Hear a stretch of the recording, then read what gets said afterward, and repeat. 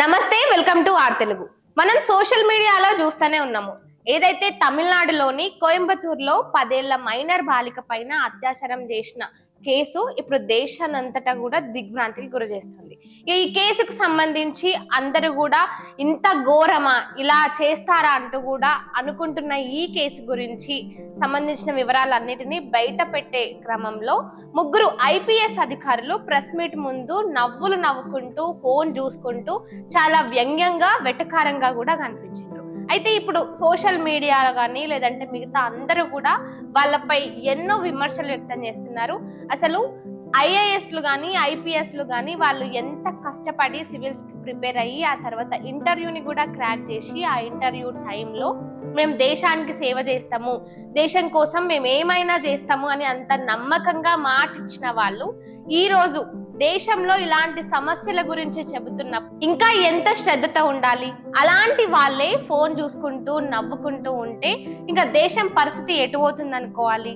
అంటే వీళ్ళ ఇంట్లో ఇలాంటివే జరిగితే ఇంత సింపుల్ గా ఇంత సాదా సీదాగా ఆ విషయాన్ని అంత ఈజీగా తీసుకుంటారా? అంటే ఇది పేద ప్రజల సమస్యలు కాబట్టి వాళ్ళు ఈ విధంగా ప్రవర్తిస్తున్నారు అనుకోవాలా? అసలు ఏమనుకోవాలి? అంటే దేశంలో ఉన్న సమస్యల గురించి పోరాడతాము, సమస్యల గురించి పట్టించుకుంటాము, మేము ఉన్నదే అందుకు, మా వృత్తి ఉన్నదే అందుకు అంటూ మాట ఇచ్చిన వాళ్ళు నిజానికి ఆ మాట మీద కట్టుబడి ఉంటున్నారా? అసలు ఉండట్లేదు. ఎందుకంటే ఐఏఎస్లు కానీ ఐపీఎస్లు కానీ వీళ్ళంతా కూడా ఎప్పుడైతే వాళ్ళు జాబ్ కావాలనుకున్నప్పుడు ఎంత క్రమశిక్షణతో ఎంత నిబద్ధతతో ఉంటారో జాబ్ వచ్చిన తర్వాత ఇలాంటి ఘటనలు జరిగినప్పుడు కూడా అదే నిబద్ధత అదే క్రమశిక్షణ ఉండాలి కదా. ఇక్కడ వాళ్ళ సమస్యలు పరిష్కరించడానికే వీళ్ళు ఇలాంటి ఉత్తమమైన పొజిషన్ లో ఉన్నారు. మరి అది మర్చిపోయి ఆ విధంగా నవ్వుకుంటూ ఉన్న ఈ ఘటన అయితే సోషల్ మీడియా అని మాత్రమే కాదు అందరిలో కూడా ఒక క్వశ్చన్ ని రేజ్ చేసింది. అంటే అసలు వీళ్ళు ఎందుకున్నారు? ఈ అధికారులకు ఉన్న పనేంటి? ప్రజల సమస్యలను తెలుసుకోవడము, వాటిని సాల్వ్ చేయడము, ప్రజలకు అండగా ఉండాల్సిన వీళ్ళే, ప్రజలకు భద్రత కల్పించాల్సిన వీళ్ళే ఈ విధంగా ప్రవర్తిస్తుంటే ఇంకెలా అనే క్వశ్చన్ అందరిలోనూ రేజ్ అయింది.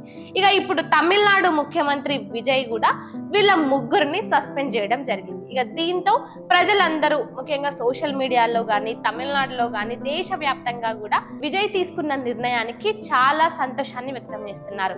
అవును, ఇలాంటి వాళ్ళకి ఇలానే జరగాలి, ఇలా జరిగితేనే ఇంకొకసారి ఇలాంటి వాళ్ళు ఇలా చేయకుండా ఉంటారంటూ కూడా చాలా మంది మాట్లాడుతున్నారు. సో మరి దీనిపై మీరేమంటారు? దేశ ప్రజల భద్రత కోసం, మహిళల భద్రత కోసం ఇలాంటి వృత్తిలో ఉన్న వాళ్ళు ఇలా నవ్వుతూ వెటకారంగా ఇలా ప్రెస్ మీట్ ముందు, అది కూడా అంటే ఎంతో మంది చూస్తున్న ప్రెస్ మీట్ ముందు వాళ్ళు ఈ విధంగా ప్రవర్తించిన తీరు అందరికీ నచ్చడం లేదు. సో దీనిపై విజయ్ తీసుకున్న నిర్ణయానికి మీరేమంటారు? కామెంట్ రూపంలో చెప్పండి.